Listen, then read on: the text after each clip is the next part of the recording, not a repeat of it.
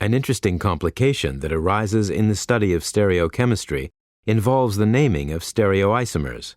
Consider, for example, the pain reliever ibuprofen.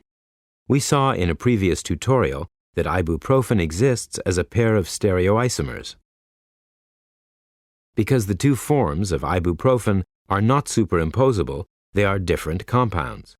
We need a way to distinguish between the two different forms of ibuprofen, and this is done by assigning a designation to its stereocenter. A stereocenter is an atom that is connected to 4 different groups. In ibuprofen, the stereocenter is the carbon, indicated here. Note that there are 4 different groups connected to this carbon: the carboxyl group, the isobutylphenyl group, the methyl group, and the hydrogen atom. Since they are arranged differently in space, these groups and the carbons they are attached to will be used to differentiate the two stereoisomers. This is done using the R and S system of nomenclature, which was developed by 3 chemists, Kahn, Ingold, and Prelog. The RS system involves prioritizing the groups attached to a stereocenter, with the highest priority group receiving the number 1 and the lowest priority group receiving the number 4. In the case of ibuprofen, the groups are prioritized as shown. We will cover the rules for prioritizing groups in just a moment. First, let's see how having groups prioritized around a stereocenter can help us to differentiate stereoisomers. The most important rule is to arrange the groups so that the number 4 group is attached to the dashed line of the stereocenter. In other words, it must point away from you. If the number 4 group is pointing away from you, the next step is to draw a circular arrow from group 1 to group 2 to group 3. Ibuprofen on the right has its number 4 group pointing away from you, so let's focus our attention there. The circular arrow from group 1 to group 2 to group 3 goes in the clockwise direction. Stereocenters in which the arrow is clockwise are given the R designation.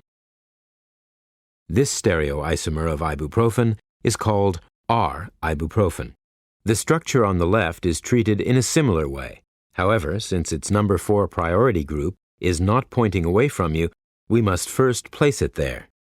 There are 2 ways to achieve this. One is to visualize the rotation of the molecule such that the number 4 group ends up pointing away from you. An easier method is to switch the positions of any 3 of the groups. Remember, of course, to place the number 4 group on the wedge. Here, we show the switching of groups 4, 3, and 1. When the circular arrow is drawn now, it goes in a counterclockwise direction and is given the 5 designation. The original structure can now be named as S-ibuprofen. Every stereocenter in a molecule can be assigned an R or S configuration. This is what allows us to uniquely identify all stereoisomeric compounds. In order to correctly assign an R or S configuration to a stereocenter, the priorities of the groups connected to the stereocenter must be determined. We'll apply the following rules to this example. First, we consider the atoms directly attached to the stereocenter.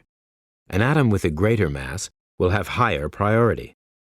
In the case of identical atoms, we consider the next closest atom that breaks the tie for assigning priority.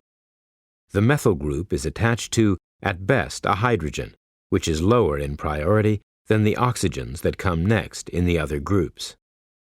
When a non-sp3 hybridized atom is encountered, it must first be converted to an sp3 hybridized atom. This is done by removing the multiple bond and replacing it with a single bond that replicates the atom that was at the end of the double bond.